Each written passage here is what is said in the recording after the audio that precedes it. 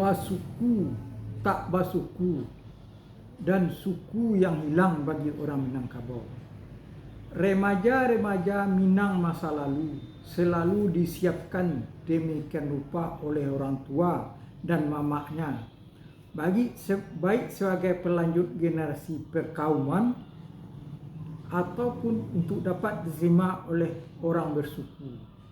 Diterima orang bersuku maksudnya hanyalah kalau yang perempuan akan bersuami dengan orang Minang juga karena punya suku.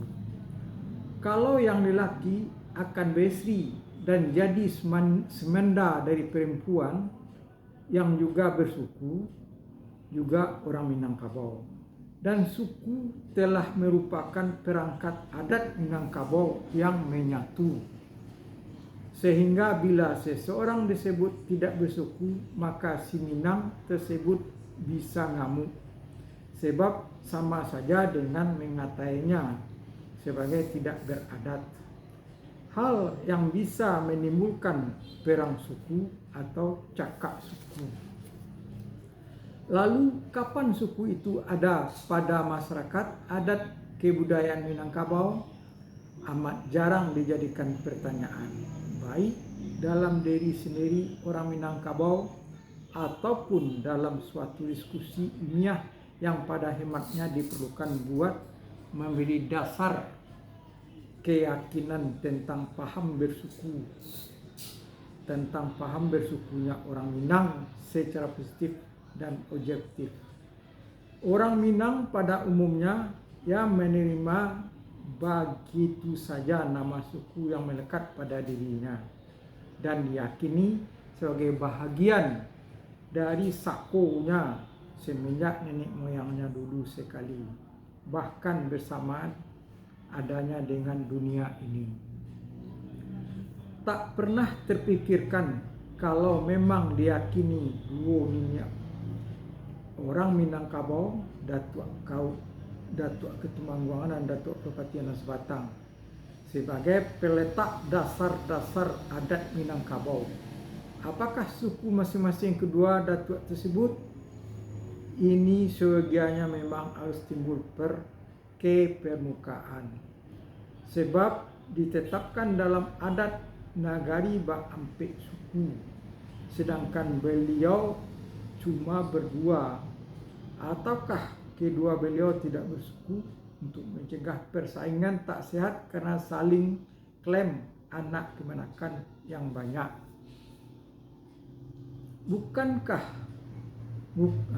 Bukanlah maksud saya untuk meragukan kredibilitas faktor kesukuan masyarakat Minangkabau, karena saya pun yakin bahwa salah satu faktor dibuatnya suku ini dahulunya tentulah dalam rangka perlombaan mencapai kemajuan dan berbuat baik. Namun beberapa pertanyaan setidaknya dalam diri masing-masing orang Minangkabau bukan untuk bacaran. Memang ada perlunya setidaknya lagi untuk tidak menjadi sempitnya alam berpikir. Apalagi sepanjang tahun masih ada saja orang luar Minangkabau yang diterima jadi anak kemenakan Minangkabau dan diberi suku serta gelar baik sifat jalur baik melalui jalur sebagai menantu ataupun kemenakan angkat, selalu timbulnya ke permukaan soal-soal lama dengan tudingan sebagai bukan asal atau orang datang.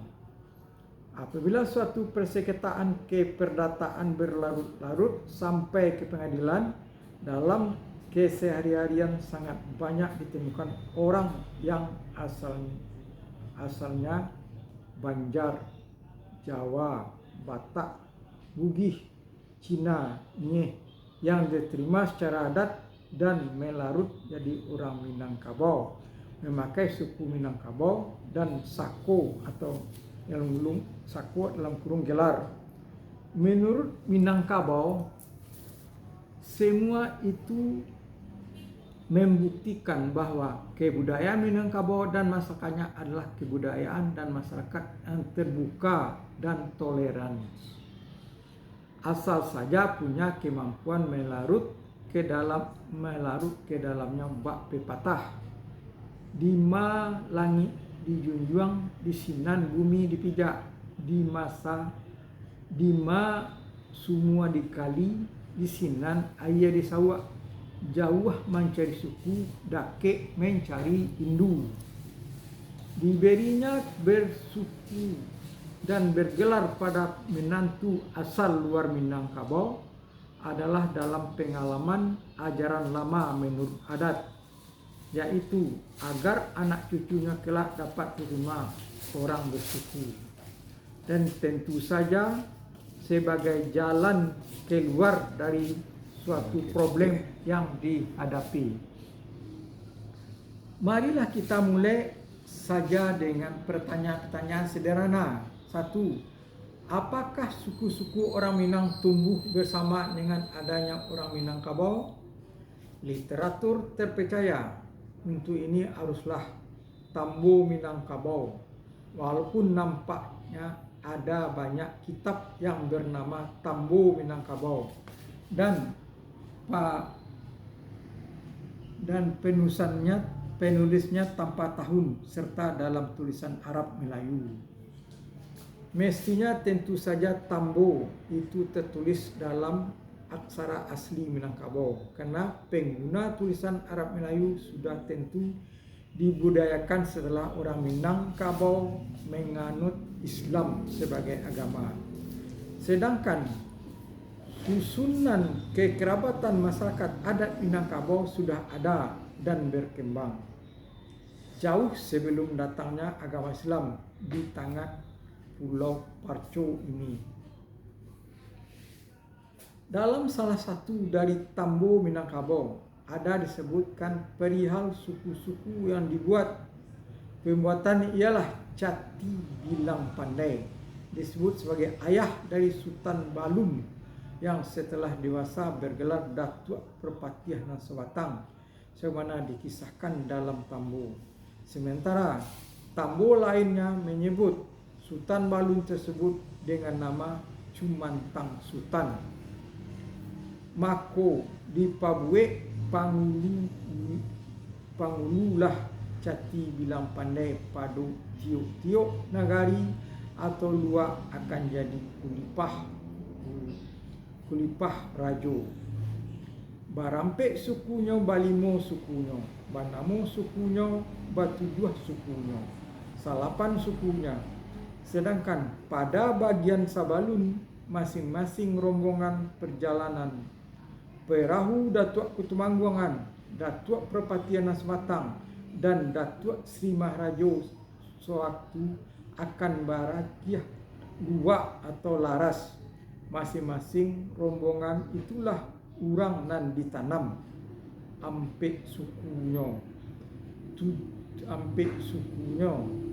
tujuh sukunya, salapan sukunya, tiga sukunya, dua balih sukunya, lima sukunya, tujuh sukunya, yang dilakukan karena sudah Cati Bilang Pandai mencari tanah daratan.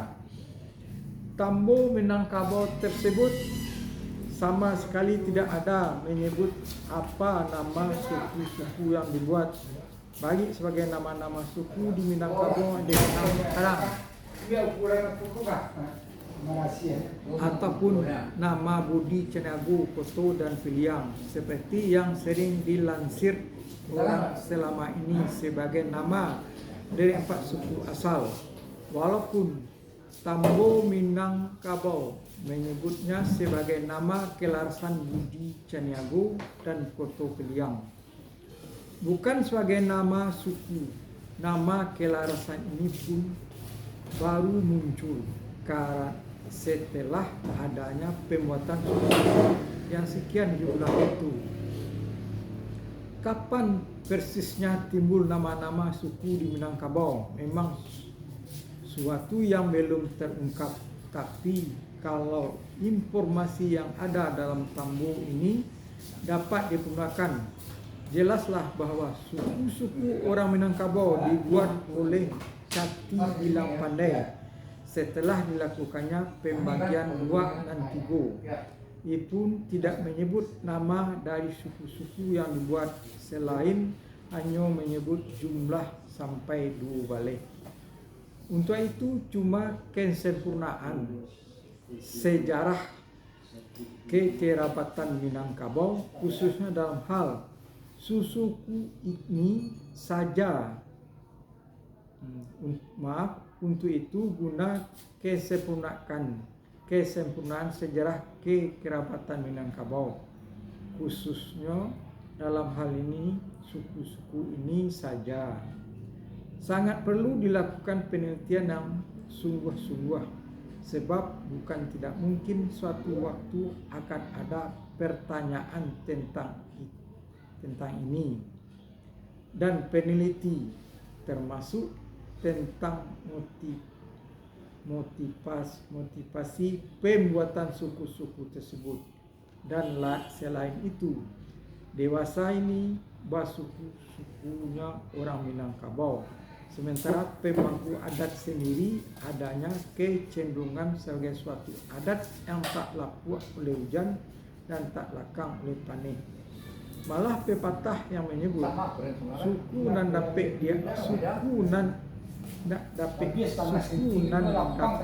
biasa tapi malu tak dapet dibagi atau diagiah. Sering diucapkan dengan suku tak dapet biasa, malu tak dapet dibagi.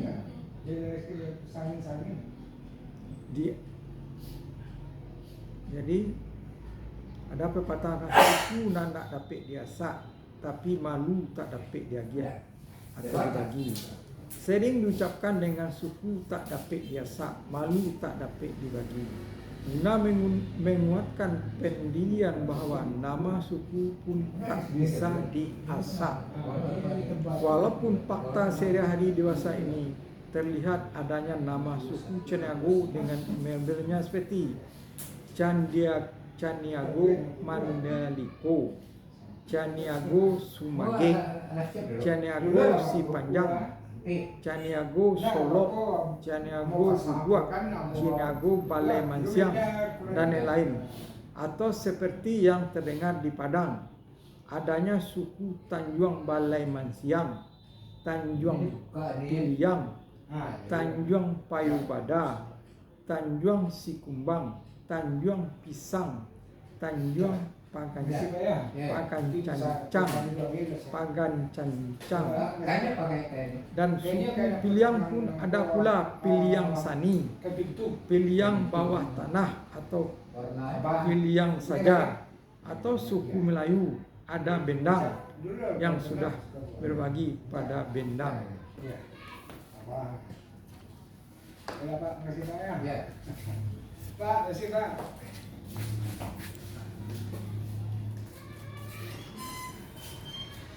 Kemarin berarti Pak. Hah? Masih enggak? Enggak. Kurang lagi ya, coba. Nah,